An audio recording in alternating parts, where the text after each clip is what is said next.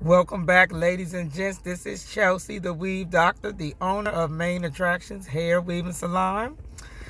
I am here today.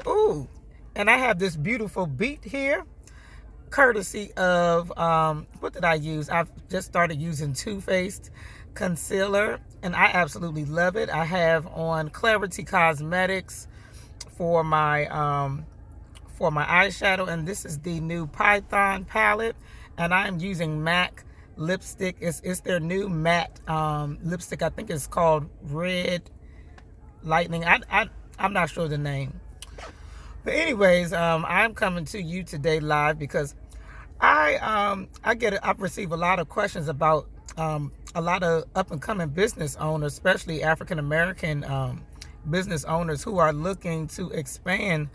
And the biggest question that I always receive is, how is one able to build a clientele? And how do you get continuous clients, get repeat clients? And I will tell you, it is not easy at all. And being a hairstylist is probably one of the hardest jobs out there, because you not only have to do a good job, and yes, I will be eating my quinoa. All of my clients and people who know me know that I try to eat healthy for the most part. So it's not easy, because not only do you have to provide an excellent service, but you also have to keep up on the latest hairstyles, and you also have to have marketing knowledge. And right now, everything is about being online. I remember I received my cosmetologist license back in 2005. And so it's a little bit different back then. You could almost, even back then, things were somewhat different than the 90s. The 90s was the booming period in the early 2000s. The early 90s and late 90s, on a lot of people can really have a big come up as a hairstylist. Back then, you pretty much just had to open up your shop, and clients would just come into your salon, and you would just have business very easy. However, nowadays, it is not the case. You have to get out there. And I see a lot of talented people. I have a lot of people that come into my salon who want to be a commission-based stylist, who want to be a shampoo stylist, who low-key want to steal all of Chelsea May's ideas that she has grasped over the last 17 years doing hair. Okay? I've been doing hair since I probably was 14. I was the neighborhood hair braiding girl. So a lot of people, they want to find a shortcut. And I think the way that our society is built nowadays, because of everything is fast, instant gratification, that's part of problem of the millennials. I am a older millennial on the cusp. And a lot of us just want everything instant. And I'm here to tell you today that, and also how it's just very overly glamorized on social media, how people believe that you will be able to just instantly make it, like bam, and everything, because everything just an instant gratification society. Nowadays you don't have to work out to look good, which I do think as well. A lot of African Americans are getting to the health kick, because when I was growing up, a lot of people, they weren't pushing that. But a lot of people are getting a lot of surgeries, which nothing's wrong with that. Do what you do. If you want to get butt implants or breast surgery, or now you can get the fat deposits sucked out of your chest area if you're a man, and make it look like you have pecs. I mean, hey, my thing is, do what makes you happy, but make sure that it's done healthy. And look, I'm getting off topic, but if people who have a lot of money, Cardi B and all these other celebrities, if they got millions of dollars and they having complications, then what you think the average Joe, that's making $200,000 or less a year is going to have? Or, that's probably not really the average Joe, but maybe, making the, just the basic $50,000 or $60,000 a year. So anyway, just make sure you take care of yourself. But we are in a society where everything is fast. They have the fast YouTube videos. They have a lot of people marketing. They even, now the hair game has changed.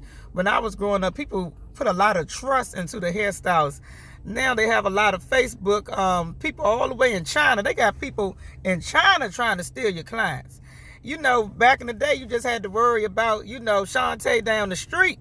You know what I'm saying? Or across the street trying to steal clients. Or better yet, we do have clients that we do have hairstylists that steal other people's clients while they at the salon. Now, I'm not gonna lie, I even tried it one time when I was first starting off. I was so hungry for clients. And I had one of the ladies, she left the hair salon. I mean, yeah, one of the workers that I worked with, the hairstylist, she left the hair salon. I guess she went out to break. And she was there, she was gone about an hour and a half. And I told the lady that I would do her hair for the day. So I'm not new to this shadiness, this low key shadiness that goes on in this in the cosmetology field. It's a cutthroat field. So anyways, a lot of people just ask me about how to get clients. Back to that subject, because I do jump back to back, if you know me. But I suggest now they have a lot of information out there on the web, especially a lot of Facebook, social media marketers that are out there to help you expand your business as an online business.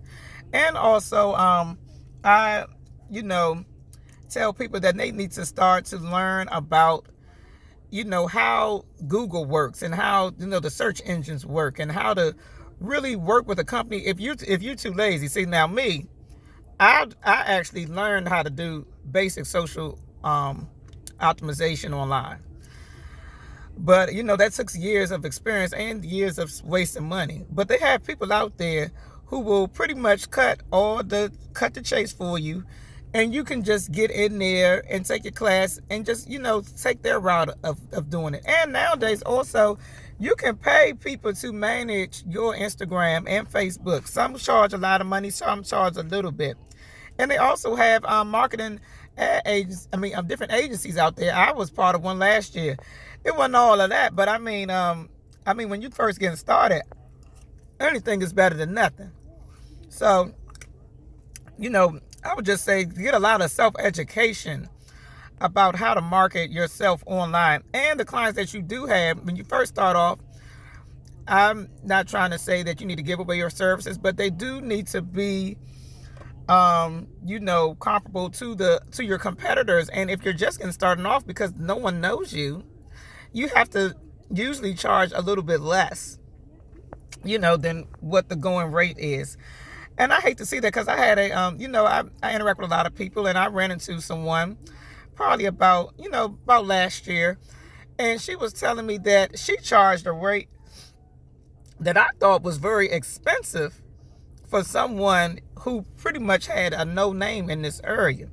Now, I do believe that you need to get your top dollar and get your top value. However, when you're first starting off, you gotta build a consumer's confidence in your brand, because nobody knows you. You know what I'm saying? It's not, and I watch a lot of different self-help videos, and I learned, they say it's not about your own self-esteem. It's about what the company and what your consumers' self-esteem is, how they perceive you. You can feel like you are worth, making $300 a install or $500 or up. But does the market see you in that way? And sometimes you have to build, nowadays, like we're saying, getting the social media going. Not only do you have to do that, but you have to have a reputable, professional website to send people to. They have a lot of Instagram people who create websites and graphic designers who you should be linking up with until you learn how to do it yourself. Now, some things you can do eventually on your own with Canva and other media tools, and I heard that Fiverr is pretty effective. You're able to get high quality work for a reasonable rate. But until then, when you're just starting off and you don't really know the game, you may have to spend out more money, or just take you a lot longer time to get to the place where you want to be. So those are my tips for the day. And another thing I would just say, just keep encouraged, and associate yourself with other people who are going in the same direction as you. You don't want to be in a place where you're constantly giving your services away for free or doing everything half off. So you gotta get around people who all business like-minded. You know, you don't want to be around people, you know, who just sitting around, want to do the day-to-day type of things, you know, working the regular 9 to 5, which is nothing wrong with a 9 to 5. You know, they're content working at a local beauty supply store or a Target or whatever have you, or even just having a government job, because they have a different perception on life. My mother, which she is a great person. Hi, Mom. But, you know, for example, she had a different perception on what a career should be, because she used the government, and she got a lot of different clearances and things like that. Even got to work at the Pentagon for some real high up general. I think was third in line of the president. You know, kudos to moms. But, you know, she had a different perception on what she believed success was. And, you know, and it's what she was trying to tell me was not wrong. You know, she was pretty much just trying to tell me that if you're going to do this, this is an out of the box way of living your life. There's pretty much no protection when you are an entrepreneur. You have to build your own protection. You have to build your own wealth. You have to find out about financial stability, you know, financial, education for the future, for retirement. There's so many things that you have to be relying on, you know, that you have to bring it out yourself. While if you work for the government job or you working at Target, you know what I'm saying, a lot of these places, they got 401k plans for you and all those types of good things. So, you know, and there's nothing wrong with hanging with people that's regular, you know, just doing the regular swing of things. But it is good to join a local help group. Find somebody, you know, friends, if it's in your church, local community groups, where, you know, they even have have a lot of different business organizations. You can find a lot of stuff through Meetup. You know, just local people that's like-minded like you, that's trying to go in the same direction as you. Because being an entrepreneur and trying to be a beauty specialist or a cosmetologist is going off the beaten path. It is not the regular, you know, way of doing things. And a lot of people don't know how to go about it successfully. So I would suggest just put yourself around positive people and get a mentor. That's the other thing. A lot of people in this generation do not want to receive mentorship and believe that they can just go on YouTube. Some things cannot only be taught to YouTube, even though I wish you well and I love you guys, but you do need to watch somebody on a day-to-day basis, how they interact with clients, how they do things, how, you know, they have become successful. So find someone that can do those things for you. And that's all that I have for you today. I hope that this information has encouraged you and will help you along your journey. Thank you, and hope that I will have more educational videos to inspire local African American and minority entrepreneurs. Thank you. Bye.